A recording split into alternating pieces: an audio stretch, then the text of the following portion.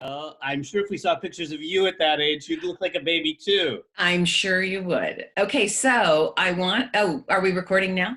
I think we're on our way. Okay, I think we are. Um, so good morning, Mr. Walcott. Good morning, Ms. Lang. So today we're gonna go a little bit deeper and sort of get a little bit of background of how you came to be, because you were born in Michigan I was, yeah, I was. and not to a theater family. No, not at all. I was born into a farming family. Uh, yeah, in central Michigan. All my father's relatives are farmers, and many of them still are, and so I grew up in that world. Wow. So how did you get to this world? I often wonder about that. Life takes you in funny directions. None of it I could have planned, or there was no real sort of master plan on my part. I think as I look back, I was thinking about that this morning. So many things seem like a fluke in a way. Right. When I was a younger guy on the farm in that area, all I really cared about was playing baseball. I loved to play baseball, and I think I sort of fantasized that I would be a Major League Baseball player, but I never got even remotely close to that. It was just my imagination. Um, I think because I grew up in a place where there was a lot of social distancing, which is a term we use right now in the middle of the COVID quarantine. I had a really vivid imagination, and I love to read. I still love to read. But I always thought I was going to be a baseball player. And then one day I had this shocking, eye-opening experience where I was cut from the baseball team. How old were you? Early high school, like Okay. freshman or sophomore year. And it was so shocking to me. And it was a big part of my bonding with my father, because he liked baseball too, that on a whim, in a moment, I walked out of the office where the coach said, "This is really hard for me, but you're the last guy cut, and I know how much you love the game, and I wish I could keep you, but I need somebody else." And I walked out of that locker room in shock, and I ran into the track coach, and just in an impulse, I said, "I'd like to come out for track." And he said, "Oh, I thought you were a baseball player." And I said, "I changed my mind." And I said, "Can you use me?" And he said, "Well, we don't have anyone to run the 880, which in those days was the 800 meters. Mm-hmm. So the next day, there I was on a track, and who knew, but I turned out to be really good. And that sort of changed the course of my life. And, there's no profession there, but No. I think really what happened to me was the 70s, the mid 70s, and all that social upheaval in Vietnam and the draft and the lottery and all those cultural changes. And the bigger my world got, just the more I was influenced by everything going on outside. So you finished up high school running track. So you were still an athlete. Yeah, and then there was some point where I thought I was going to, really focus and try to go to the Olympics. This would have been 76 Olympics, the Bruce Jenner Olympics, for those who remember Bruce Jenner. Uh, that tells you how odd and changing life can be. Yes. Uh, and then, I was always a searcher, always questioning things and always looking for things, and I didn't like a small existence. And the next thing I knew, I had dropped out of school, and I found myself kind of in this lost, wandering period, and I was in San Jose, California. So you dropped out of high school or college? I dropped out of college, Okay. first year of college, and I got a job at a car wash in downtown San Jose, and I That's was awesome. yeah, and I was What'd you do at the car wash? well. Let me say that period is a little foggy for a number of reasons. Let's go back to 70s. Well, the problem is, I don't really remember it that much, but I do remember that it was a period where I was really questioning everything, Okay. as Yeah. were all of us of that generation. And things that were happening. And So you're 18 at this time? yeah, 18, 19, somewhere in there. Okay, so hang on. Look at this. So my technical wizardry. That's you. Wow. Yeah, It's that was me. That looks like the 70s to me. so are you 18 in this shot? I think so. Yeah, 18 and 19 maybe, Oh right my in there. gosh. So that's what I look like. I think people would say that's what he looked like in high school toward the end Oh anyway. wow. Yeah, and so so I really at that time I grew my hair long and I tried to grow a beard, and I think I tried to look a little like Jesus, but I looked more like Colonel Sanders probably. Um, and the only thing I really had going on at that time was I loved to read. So I read a lot, and I got into uh, a lot of things like Siddhartha and looking at religions and philosophies. And I was surrounded by those kind of people down there in that part of San Jose. I lived upstairs from a Hindu bakery, so that was very exotic, for a farm boy. And so it was a trip. Literally, it was a trip, as we Yeah. say. Literally. Yeah, and So that's Northern California in the 70s. yes, the Bay Area, which was Okay. a happening place. Yes. And then, as things unfold, I was working at this car wash, and this girl started coming in, and at one point she said, "What are you doing here? You're the only person without a tattoo and a jail sentence who's working here. What are you doing?" And I said, "Oh, I'm just kind of looking for myself. I'm in search of my life." And she said, "Well, I have to go see this play in San Francisco, and why don't you go with me?" And at that point, I'm thinking, wow, a play. And I sort of envisioned it would be men in tights declaiming. Yeah, And, yeah. and I Had you remember never been to the theater before? I saw some, I saw, there was I saw some stuff in high school, I think, and that I was intrigued by, and, you know, musicals probably, and but nothing remotely like this. This was Okay. professional. It was in San Yeah. Francisco. It was a very famous production that ran for a long time in a tiny little theater of One Flew Over the Cuckoo's Nest, which Oh, became a great wow. movie, of course. And it was Yeah. a tiny little theater, and it starred Johnny Weissmuller Jr., who was the son of the famous Tarzan from the old days. Right. And it was intense and powerful and mind blowing. And that was the turning point for me. I came out of there going, "Oh my God, you mean people do this for a living?"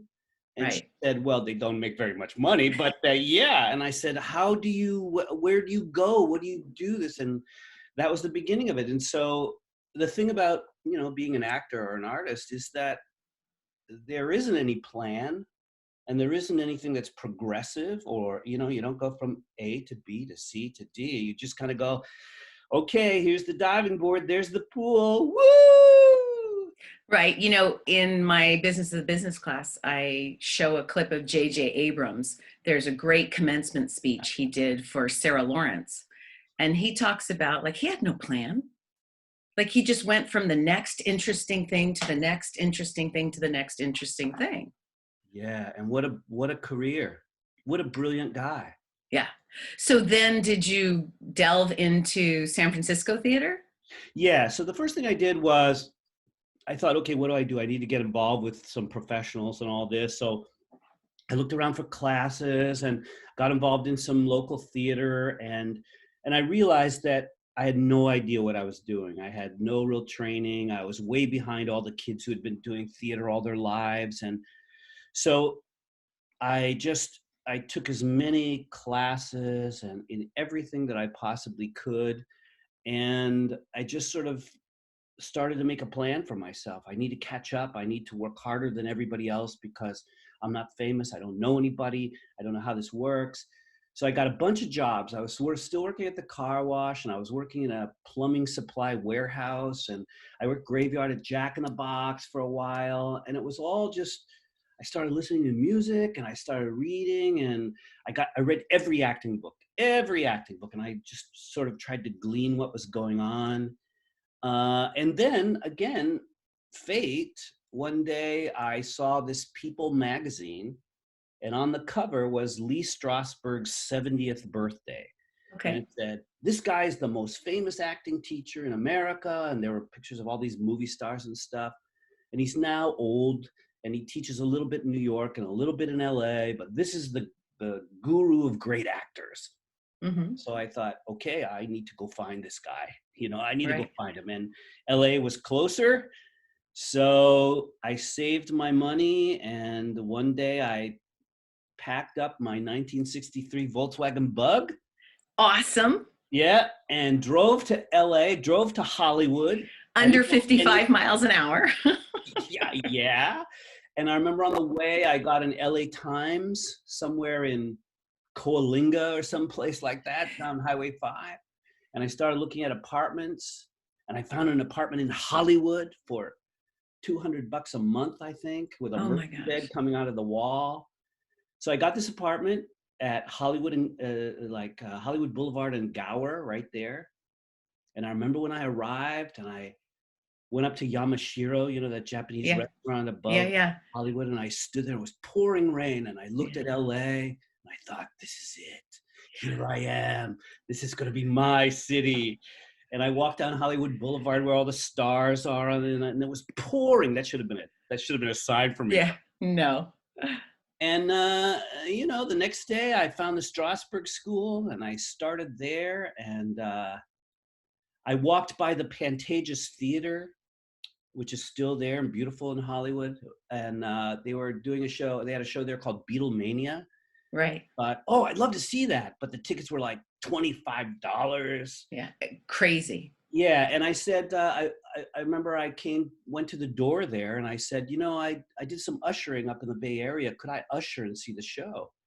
So I volunteered ushered one night, and then they hired me. So I became an usher for like 3 weeks at the Pantages Theater. That's super funny. I was an usher.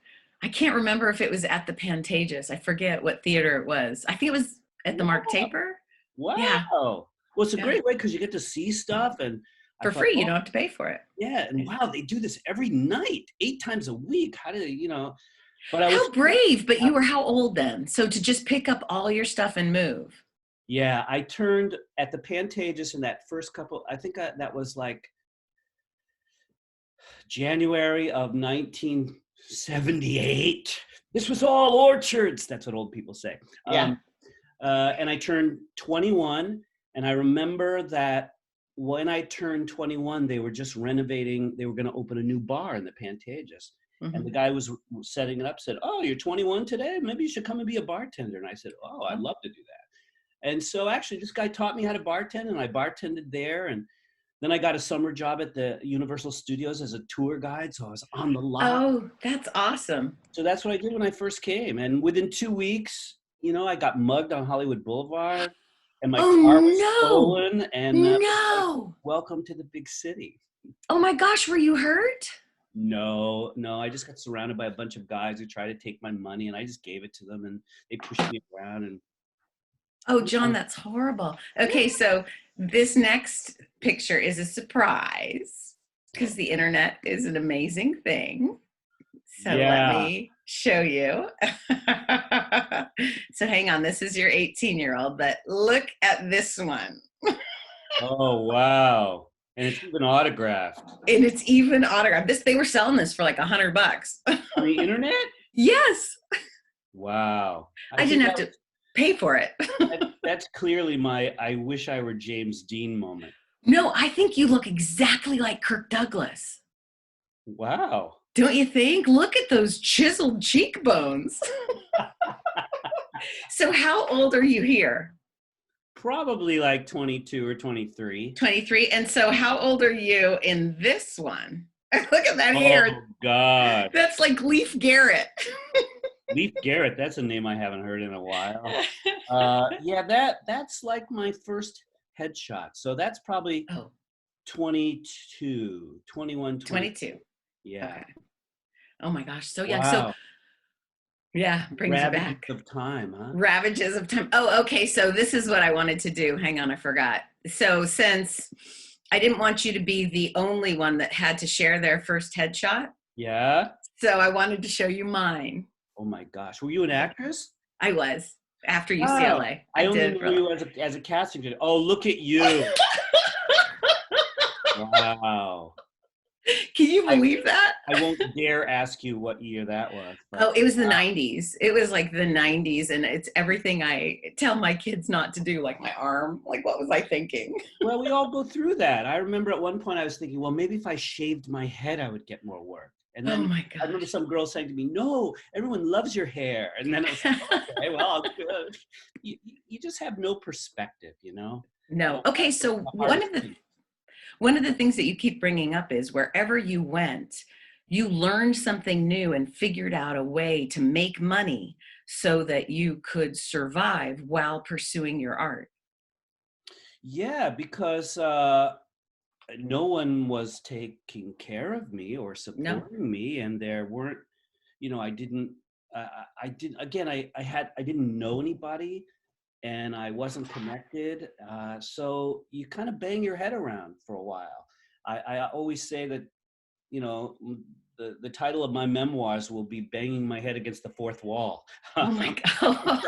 I think that's how I've kind of looked at it. But yeah, you have to make money, and that's one of the hardest things about being an actor or an artist is you've got to figure out, um, in this country, if you're going to make a living as an actor, you're going to end up in LA sooner or later, I think. There are very few exceptions to that. And so one of the first things you have to do is find a job where you have some flexibility. And that's why a lot of actors become waiters or bartenders or paralegals, because the people working around you are doing the same thing so that you can get your shifts covered, to go Right. to auditions. You don't have to lie all the time. I mean, I remember those horrible lies I was always had to tell my employers, oh, my father had a heart attack, or Oh, I have a root canal, or, and then I had to do all this acting like, and really it was because I had an audition, or something. And but you've got to be very creative and find your way. yeah. That's how Harrison Ford got the Star Wars. He was a carpenter. And actually he started out because his first movie was The Graduate, where he plays like a bellboy at the end. Right. Yeah. He has a small part in Apocalypse Now. Right. And Mhm. so he was signed up by one of the studios and he hated the parts that they were giving him. And so he decided he was going to stop being signed by them and just make money as a contractor until he could get work that he was proud of. And so it ended up that he was building a patio for George Lucas, Wow. and they could not find the lead of Han Solo opposite Carrie Fisher. And so it's reported that George Lucas says, my carpenter is better than these guys. And he had Harrison come in and read with Carrie Fisher. And that's how it began for him. Wow. And he was 6 feet tall and Yeah, gorgeous, and he gorgeous. had skills. But That's he the thing. stopped also. Yeah. Like they were putting him in tiny little things that he didn't like. So Yeah. he had the wherewithal to say no. I tell my kids in my business of the business class all the time, the word that is least used in Hollywood is no. No, I don't want to do that. No, I'm not going to do that. No. And in order to have that flexibility, you have to have a craft that Mm-hmm. you can do, that you can fall back on. He was a very skilled carpenter and he could make that Right. living. And Yeah. also, it was something he enjoyed. Right. Don't pick a craft that you hate. Life is too long for that. Yeah. Life is hard enough as it is. It's interesting because you talk about the word no, and that's because as a young actor, we're also scared. And we Right, think, oh, this will be a fatal career move if I right, say no. And plus, you need a job. You just feel like you're scrambling for jobs all the time. So to have the integrity and the ability to say, I just don't want to do that takes a lot of guts. But the other thing, about that Harrison Ford story, it's a couple of things. Number one, yes, it's the right place at the right time. But he also had a history of acting classes and skills. So it right. wasn't just because those things do drop in your lap, and then you have a moment. But if you don't have the skills, you don't have a career. Yeah, you're not ready. You have to be Right. ready. So when that opportunity came along for him, he delivered, and Yeah. suddenly, and he was a star. And you look at that tremendous career. So it doesn't just happen. There's a lot of serendipity, but you have to do the work too. Right. So, how did you get to Shakespeare? Wow.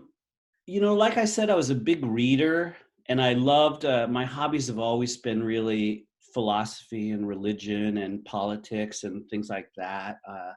I've always wanted to do some great things for the world or whatever my fantasies have been. But so I tried to read Shakespeare early on. I think probably in 10th grade, I had an English class where we had to read Julius Caesar, and it was a nightmare, of course. And I thought, well, that's it for Shakespeare. I'll never go near that again. And that's what happened to a lot of people. But then later in my life, there was I was banging around LA doing some stuff, working in film and TV, and that ball had started to roll, and I was taking classes everywhere I could because I constantly wanted to learn and continue learning. That's one of the things I love the most about acting. Even now, when I get a part or I direct something, I get excited about, oh, I'm going to read this, I'm going to listen to that music and go there because it's a journey that I love. And so I was taking classes at Cal State LA, and there was a director there who was about to retire. And he said, 25 years ago, I directed Robert Vaughn, the man from Uncle in Hamlet. And I'd like to produce a Hamlet on my way out. And you seem like the right guy. Would you be interested? And I thought, oh, wow, I know that's something I should be interested in because I've heard of it. And I tried to read it and I was like, what? And we didn't have internet in those days, but I got as much, and everybody said to me, oh, yeah, yeah, yeah. Be Hamlet. Yeah. So, of course, I did it. And, it was a life-changing experience because it was so hard. And you got the sword fight and you had all this language and all this emotional journey. And I thought after it was over, wow, I should really learn how to do this. So then I heard about the Royal Academy of Dramatic Art, and I started looking into that. And I was working on a TV show. I was working in a movie with a woman named Lynn Redgrave, uh, Uh-huh. who was from a very famous English family.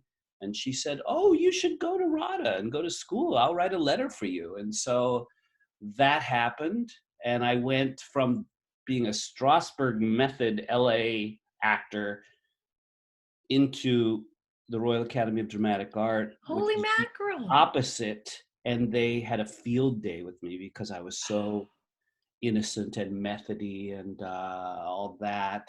And So, how old are you when you pick up everything and now you just go across the pond? I think it was 25 going on 15, and but that's where I got turned on to it. And after it was over, I came back really affected. Like, I talk like this all the time. I had Oh, this is great theater. yeah, and so consequently, I didn't work in film and TV for a few years after that. But the good thing was, I read all the Shakespeare plays, Yeah. and so I started auditioning for theater. And the first job I got out of LA was at a place called the Grove Shakespeare Festival, which was very big Wow. place, which was right in Garden Grove and is later be turned into Shakespeare Orange County. And I played, Wow. I researched it. I was very smart. I researched it and I saw that the two people who were directing that summer, one was the casting director at South Coast Rep named Lee Shallett, and the other was a very well-known young actor at that time named Christopher Tabori. And Oh. so even though I was a spear carrier that summer, I was Romeo and Juliet was the first show, I think. And I forget who I was. I was like Paris or Gregory or one of those guys. And of course, as a young actor, I just stood in the ensemble thinking I should be Romeo. Why aren't I Romeo? And I was watching this older guy play Romeo. And I remember one day during the rehearsals in the death scene where Romeo and Juliet are dying, we're all standing on stage, and I was just crying because I was thinking that should be me. That should be me. Yeah. And after rehearsal, the director, Chris Tabori, said, I want all of you to look at Walcutt. He's the only person who's really showing this grief and this truth. And this is this guy's a remarkable actor. And I said, if you only knew. But as a result of that, Lee Shallett, who directed Twelfth Night, the other play, said, and I had known this because I'd seen this announcement. She said, I want you to come and meet Martin Benson at South Coast Rep, because in the fall, he's doing this new play called The Diviners, which is about Midwestern farmers. And I Oh, read that, and there were several young people in it. So I knew this was a possibility. I went there and I did the work. I kept quiet. I did the best I could. So the next thing you know, of course, I'm in The Diviners, and I got my equity card, and my, that stage career's launched. yeah. So, So that's one of the other things that we talk about in my business of the business is the networking. mhm. And even if you are a spear carrier, you have no idea what the connection will give you. Gene Wilder did an NPR interview before he passed away, and he talked about being terribly miscast in a play, but it was Jerome Roberts who directed it, and it was with Anne Bancroft. Wow. And like halfway through rehearsals, Anne Bancroft's boyfriend at the time, Mel Brooks, came, and he was wearing a pea coat. And Gene Wilder said, "Oh, that's a very nice coat." And Mel Blanc said, "Thank you very much." And Gene Wilder said, "Well, they used to call it a urine coat, but it didn't take off." And Mel Brooks thought he was so funny. Oh. He asked him to come out to Fire Island to spend like some time with he and Anne. And what I tell my kids is, I'm sure, Gene Wilder was a working actor and he didn't have the money to go to Fire Island, but he was so smart. He followed through and he went. And it was the beginning of a relationship that completely changed his career. Yes, yes, and now, of course, young actors have the internet, Right. so you can look and see who is this person I was with. Right. If you're smart and if you're studious and if you treat it like a job, like Yeah, real people do, don't be ignorant and wait for all of these opportunities to come to you. right. Like, go and do the work. And always, I always tried to work with the best people I could. So when I got offered projects that conflicted, like maybe I was offered a big part at a small theater or a small part at the Old Globe or the La Jolla Playhouse or something, I always went to that better place because I always wanted to learn from those other actors and work with those other actors. And what I realized in retrospect is that always pulled me up, and Right. their agents saw me and lifted me up. And it's like, I always go back to baseball. It's Yeah. like playing in the major leagues. You can be a AAA star, and there are farm team stars who never make it in the majors. But once you get to the major leagues, there's nothing like that. And when Yeah. I look back on my career and my life, it sounds like such a cliche, but because of all the people like you that I've crossed paths with and spent time with, I really would have done the whole thing for free, you know? So that's another question I have for you, because every career has an arc, right? Yeah. And so looking back on your career, is there one moment where you're like, oh my gosh, this is it? This is so amazing. This is beyond my wildest imagination. Wow. Well, that's a great question. To be honest, I didn't even know I had a career until my 55th birthday, 55. Because I ran into this girl in Studio City that I had dated when I was younger. And she said, "Oh, it was my birthday." And she said, "You're 55. Wow, you should get your SAG pension. You probably have a great pension." And she said, "I work at the SAG office." And I said, "Pension? Isn't that for old guys?" And she was like, "No, you just get this money every month. You can keep working. It's great." So I said, "I don't know. It sounds suspicious to me." But so anyway, she looked into it. And what that did to me was it made me realize, oh my God, I did have a career. I do have Right. a career. Because up until then, it's just like getting a job. I need a job. Right. You just go from one gig to the next gig. Yeah. It, But to answer your question, I don't think I had the perspective, except that one thing is occurring to me right now, and that really was a moment. I was in Titanic. I was small right. Titanic, and at the time when I went to do it, the press was, and you might remember this, even though you were young, but you were an No, I actor. do remember that it was a It disaster. was. All the press was going to be, this is a disaster. This is going to be the biggest flop of all Yep. time. It was way behind schedule, way over budget. James Cameron is crazy. The Titanic, everyone knows how it ends. Weren't you guys, didn't it film in Mexico, Yeah. like in a desert with a big, huge pool built or Well, whatever it no, it was? was it was in the Bay at Oh, Ensenada, oh my and he gosh. built a lock system around it. And here's the thing, I got this small part in Titanic, and my contract was for one day, and I told my agent I don't want to do it. And I also at the same time got offered a big part in like Men in Black, Uh-huh. 5 or 3 or whatever it was, something else. And my agent said, you know what? You got to go to Mexico and do this thing with James Cameron. This guy made Alien and Terminator. And I was like, why am I going to go to Mexico for one day in this movie that everybody says is going to be a disaster? And I just remember her shaking her head and going, it's not going to be one day. It's not going to be one day. So, of course, I went down there for one day thinking this is going to be a disaster. And I ended up staying, I don't know, there was a hurricane. Filming got postponed. We did a scene over and over and over again with all these extras and these fireworks and the ship tanking. And I'm standing on the deck with Leo DiCaprio and Kate Yeah. Winslet and James Cameron, and weeks go by, and I think months go by, and after it's over, first of all, when I got down there and I walked down on the set, it was like this 3/4 model of the Titanic and everything. I just started calling my friends and going, this is Yeah. amazing. This is Yeah. like Gone with the Wind. I've never seen Yeah. anything like it. Yeah. And so it was a really great gig, and I made a lot of money. And then I thought, okay, it'll be what it'll be. And then it disappeared for a couple of months, and then it didn't open on time at whatever film John, festival. tell the story of your big scene, how he rapped. Oh, How Cameron, yeah. okay. I'll tell you that. First, let me finish this Okay. part, because what happened was finally it came out somewhere near Christmas, and we all got invited to the screening. Right. And I remember I asked someone, an actress, to go with me, an actress friend of mine, and I was like, I don't know what this might be a disaster. Here we go, just There'll probably be wine. yeah, right. And I remember getting there at the old Schubert Theater in Century City, and Cameron was there and going, wow, well, we cut your part down to nothing, but I hope you like the movie. Because it was like 4.5 hours long originally, Right. or something. Right. And anyway, we all sat down, and Cameron gave a little speech, and the lights went down. And I was really nervous. I remember this girl took my hand. She goes, don't worry. It won't ruin your career.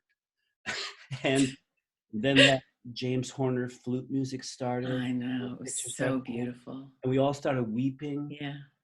And after it was over, it was just like, and she went, oh my God. And then the movie came out. And I remember an old friend of mine, an actor friend who banged around Hollywood with me for years, Brian Rasmussen, said to me, Walcutt, you have to realize you're in the biggest movie of all time, and no one can ever take that away from you. And that was the one moment in my career where I went, oh, wow. Yeah. Yeah. So that was that. Yeah. Pretty amazing. And that was just, Yeah, but you have a good role in it. It might be small, but it's good. everyone tends to And remember it. everybody remembers it. But tell the story of how that came to be. Well, first of all, it started at my audition, and I got I was over on the West Side in LA, and I got this last minute call from my agent saying, during rush hour, can you get over to Warner Brothers? James Cameron wants to meet you for this movie Titanic. And I said, it's rush hour. Just get over there. He's there for a little while. Get over there. And if you live in LA, you understand the story. So I get on the freeway, the 405 at like 4:30. Oh my God. Yeah, and it takes me like 2.5 hours to get over there, and it's stressful, and there's nothing to prepare, which I wasn't good at. They said, he just wants to meet you. He just wants to meet you.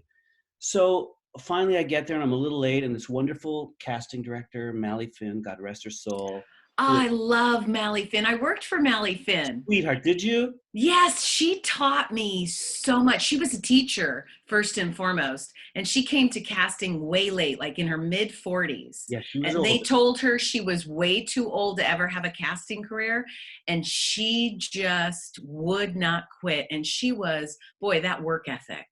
She Yeah, was and so amazing. kind. Yeah, So so kind. kind. Yep. So I got there, and she came out and she said, can you wait just a minute? I'm so glad you came. Thank you. And she said, he's on the phone. He's a little upset. Something's going on. You know, James Cameron is a notorious temper. Yeah. At Yeah. least in those days. I mean, I don't know now. But so I can hear him screaming on the phone in the office, and he's swearing and screaming. And Oh I don't no. hear him, blah, blah, blah, blah, going on. And I'm waiting and waiting, and I wait longer. And she keeps coming out going, hold on. You'll be right there. He's almost done. Yeah. So this goes on for a while, and after a while, I'm thinking, forget it. I'm gonna leave. This is stupid. You get that in your mind. And Yeah. finally, she says, "Okay, he's ready. He's kind of in a bad mood, but come on in." And I go in. He's still on the phone. He kind of looks like me. He's a pink white guy, and he's screaming. His face is already. He slams down the phone, and he goes, "Okay, who are you?" And she goes, James, this is John Walcutt. I told you about him. He goes, okay. He looks at my resume. And he goes, okay. So I see you've done a lot of stuff. Here, read this. And he shoves this monologue in front of me. And he picks out up a camera. And he goes, my neck is killing me. Okay, action. And I look at this monologue, and it's this very emotional thing about this guy saying goodbye to his whole family, and he's going down with the ship and telling Aunt Sadie there's money in the cellar, and all this stuff. And I had an epiphany at that moment. I realized if I just read this thing cold, he's not going to see what he needs to see for me to get cast in this role. He needs to see that I can be emotional and I can go get this.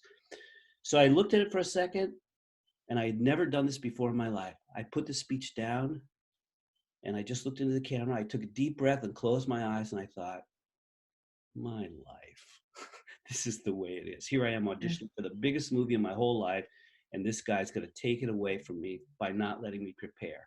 Right. And my emotion clicked right in. Right. And I opened my eyes, and I just made the whole thing up. I just improvised. Yeah. There'll be another boat for the daddies. This one's for the mummies and the children, blah, blah, blah, blah, blah, blah, blah, blah, all that stuff. And afterwards, over, he went, cut, great. Okay, you'll be in the movie. Who's next? And I was just stunned, and I walked out and thought, okay, great. And Mally was like, oh my God. So that's another thing that we teach in the on-camera class. So with Brian Stevens, we have the sophomores, and we teach them that in a cold read, it is the only time you can get away with the words are not as important as the emotion. Yes. If you can show them you can get to the emotion, Especially they know, especially in drama. Yes. Oh, yeah. Yeah. Oh, yeah. Well, comedy, you have to hit the... Yeah, sitcom, you have to tell the jokes. You have to make sure you hit the jokes. But you're absolutely right. That's the time when they need to see you can deliver this stuff. Right. And they don't expect you to know it by rote. Right. They just want to see if you can get to the emotion. Right. Because that was your business when I met you. That was my business. Yes, that is. And I want to talk about how we met. But the story I was talking about is when you were down there in the midst of it, and it was the very last shot, he then realized he didn't have coverage of your close-up. That's right, because it was a really big scene with lots of extras and lots of little kids and lifeboats going down and fireworks going off, and the ship was lurching on this hydraulic thing. Oh my gosh. We did it over and over and over again with, everybody's coverage. And then you're right, that last morning, and it was all at night. So, I'd hang out at the hotel in the daytime and then have dinner, and then we'd go down to the ship and get dressed, and we shot all night. And sometimes I'd just wait all night, or I would be off camera all night. But this particular night, I knew it was my last day, and the sun was just getting ready to come up, and he excused all the extras. He said, I think we got it. And then he went, oh, wait, we haven't done your close-up yet. And I was like, oh, great, you know. And he said, okay, get a tent over him, which is a black cloth behind me because the sun was coming out. So they put this black cloth behind me, slam the camera in on my face, and he's like this, and his hand is here, and he goes, okay, my hand is the kid, you know, the kid I was saying goodbye to. Just go through your lines. And he said, and oh, by the way, never mind the script. Remember that stuff you improvised at your Oh, audition about Daddy's Little Sailor, and there'll be another book? Do that. Action. So again, it was that moment of where I went, okay, and that was it. And when you see that in the movie, you know, lots of it is cut, of course, because there's all this coverage. But that was my final shot on Titanic. awesome. Yeah, so you just never know. You know, one thing that I think is important for actors to understand is that you really have to understand your craft and do what you do, because nothing is going to go smoothly and And stuff is always you going to be in your way. yeah, And and you have you to do also your job. have to not be afraid to look foolish. Like Yes. you, in order to just let it go, you have to make yourself so vulnerable.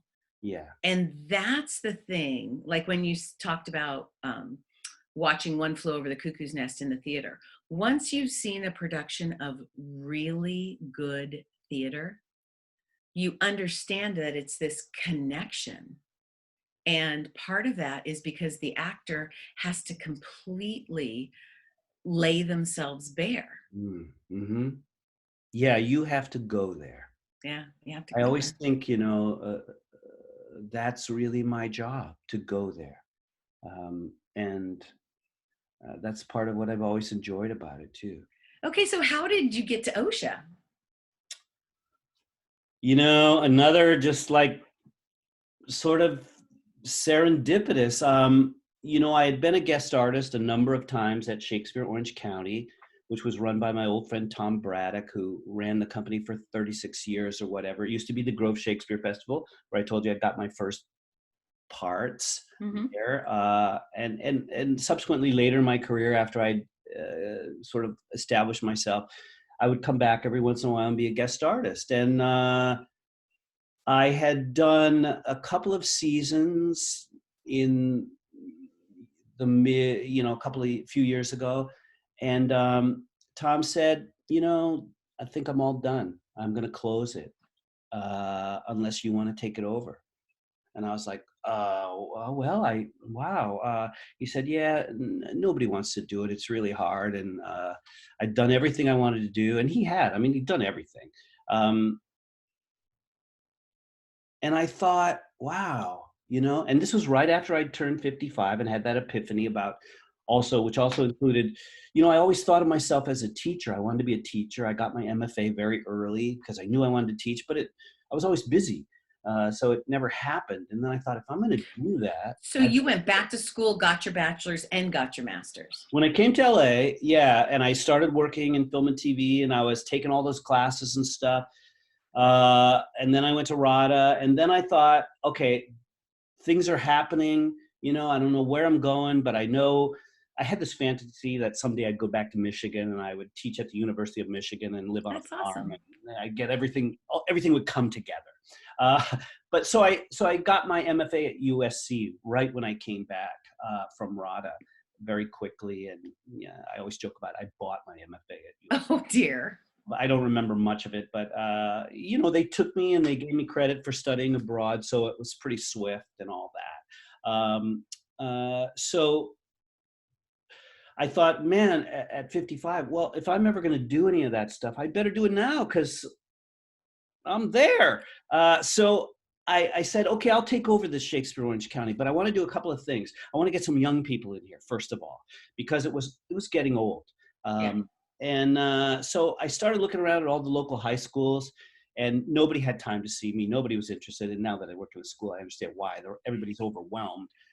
But everybody kept talking to me about OSHA. You should go to OSHA. You should talk to OSHA. And I'd never heard of it. And so I found an email or a phone number of a guy named Jeff Paul, who was Oh, running awesome. musical theater, which was music and theater, the conservatory, and been there 15 years or whatever. And he took my call and he said, I said, I'd like to come over and just do a pitch. I mean, this is how I got my career started in the theater, and now I'm running it. I'd like to build an internship program. And he said, well, I don't know if anybody here is going to be interested, but you can come over and do a little like masterclass thing, presentation. So I did, and it was very successful. And as I was leaving, he said, you should work here. And I said, oh man, I'm taking over the Shakespeare Company. I live in LA. I'm driving down here. I don't think so. And he said, no, you should really think about it, because we've been looking for somebody to break off an acting conservatory from musical theater, which had always covered acting. And you might be the guy, because you've got the perfect experience and your career is so varied. And I said, I don't really know if I can. He said, why don't you just come in and meet everybody? So the next thing I know, I'm at this table with all these Yeah. people. I seem to remember Dr. Opasek was there, and Steve Wagner and Heather Stafford, who was head of Hmm. ours. And I they am. asked me all Yeah. these questions. And after I left, I got this call and they said, yeah, we'd like you to do it. And I said, I don't even know what you're asking me to do. Are you asking me to teach? And they said, no, we want you to start the school of your dreams. You can establish the curriculum, bring in the teachers, choose the productions, choose the kids.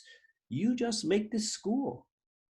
And I thought, oh my God, well, this is never going to happen to me again in my life. And also at this time, because of my turning 55, I'd sent out a couple of queries to teach at universities. And Right. I got in some bites really quickly. And I had two interviews. One was for a university that shall remain nameless in Utah, and one in Oklahoma.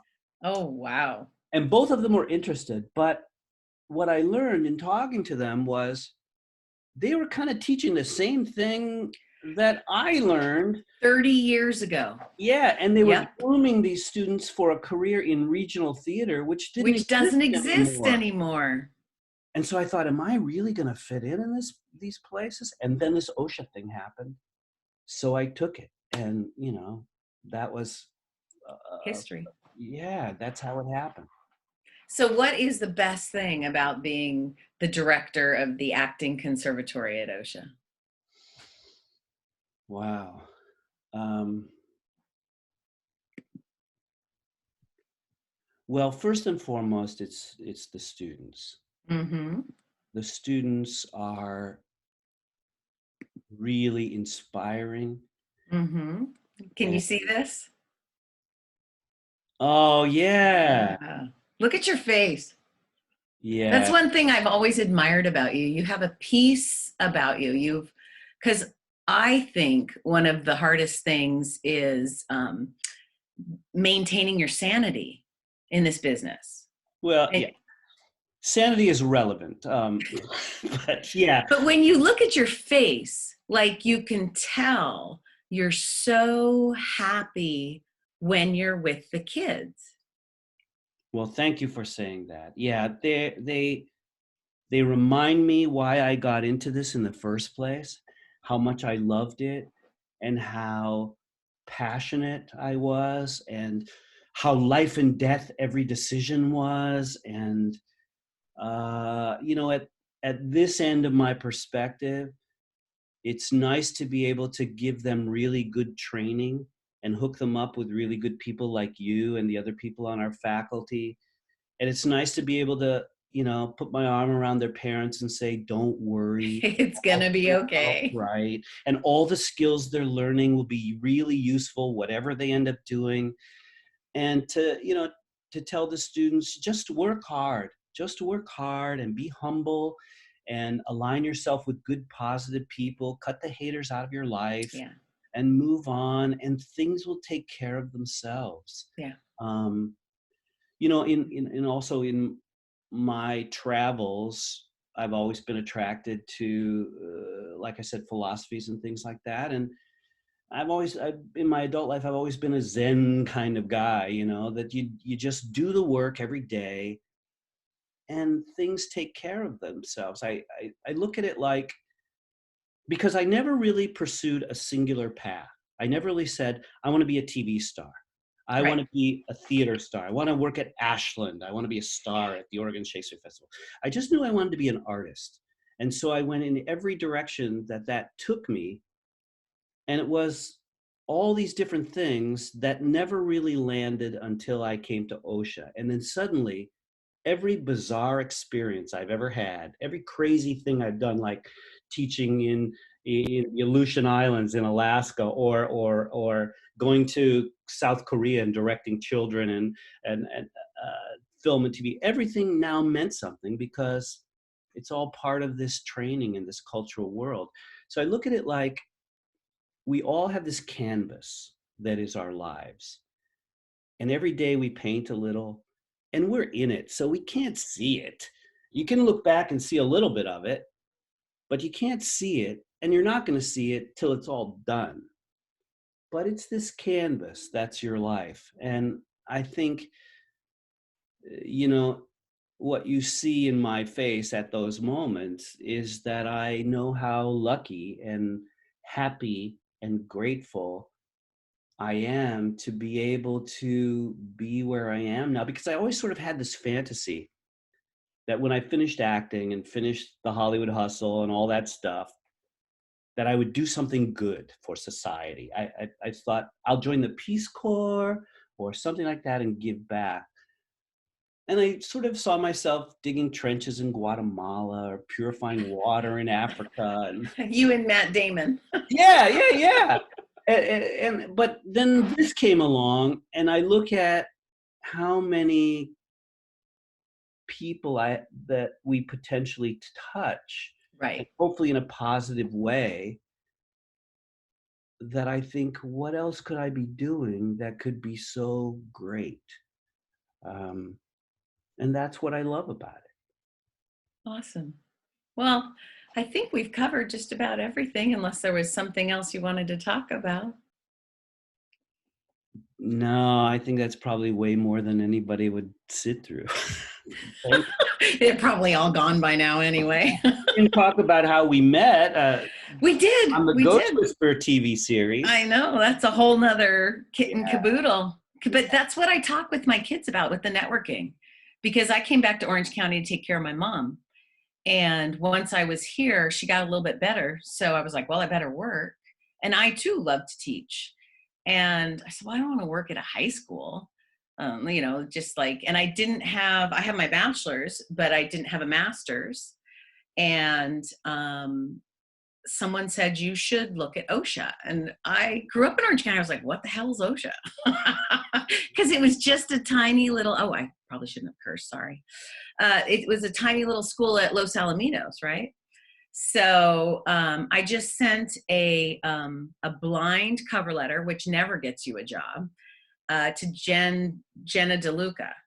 Jenna And Luca. yeah, Yeah. and next thing I know, I get this email from you that said this, Liz, come play.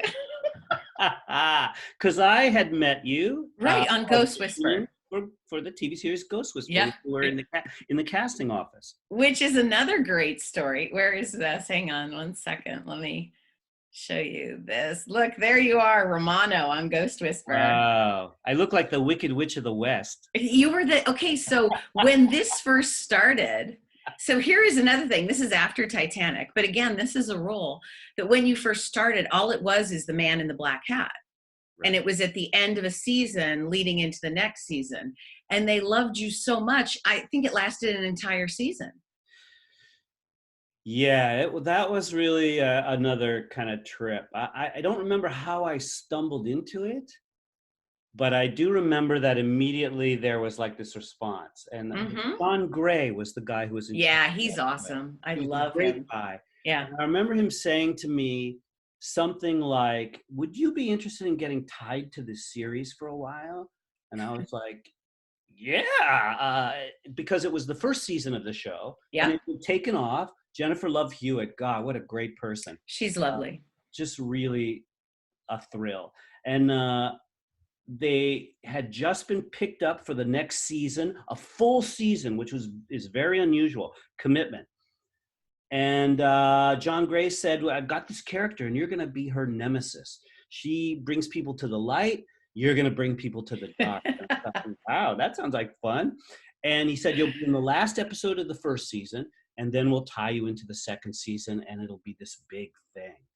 And I thought, okay, this is it. I'm a made man, you know, and it was a fun part, and I loved her.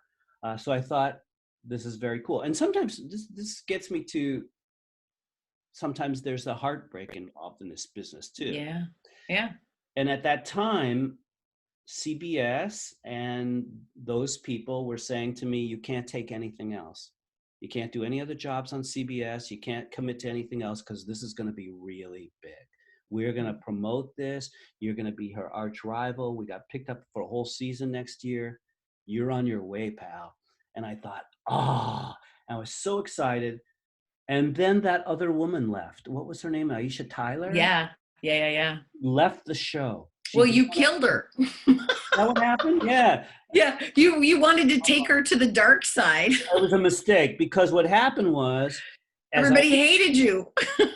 and as I understand this from the outside, the network then panicked because they said, we don't have enough star quality on the show. And she was really taking off. She was a musician or something, right? Yeah. Yeah. And they said, okay, we have to get all these other people in. So they brought in Jay Moore, and they brought in Cameron Manheim. Cameron Manheim. Yeah, she's lovely. So we need this star quality because otherwise, you know, we're losing the show. And the show just, and John Gray told me this later, the show just fell apart and went in a whole different direction. And they lost this thing that that he's wanted to do and that I would have been part of, and it kind of fell apart in the second season. I think that was it, right? I don't think it went on for a few more, but that's a great point because you can't let that stuff crumble you either. You have to just be like, oh, and you can't bank on it. I tell my kids all the time, until you have the money, the check and the money in your bank, don't bank on it because it changes all the time. Right. And so that was heartbreaking.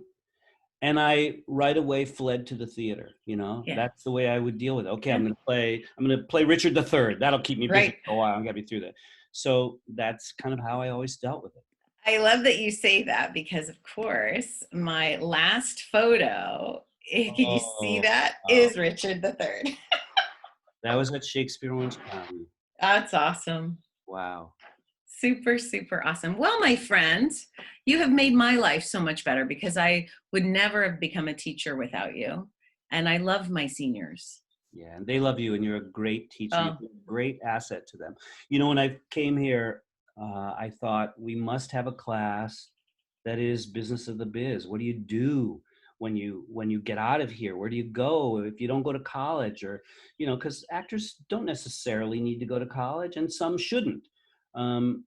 And I thought, I need somebody who's the real deal to teach this. I don't want somebody who's been teaching for 25 years teaching this, because it's not theory. It's not. And you were there. You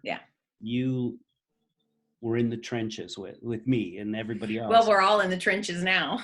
But it's cool. It's cool. So thank you. All right. I adore you, my friend. Likewise. Likewise. Thank you so much. So just make sure you press not recording anymore. Okay. On the bottom. All right. I'm about to do that. Stop recording.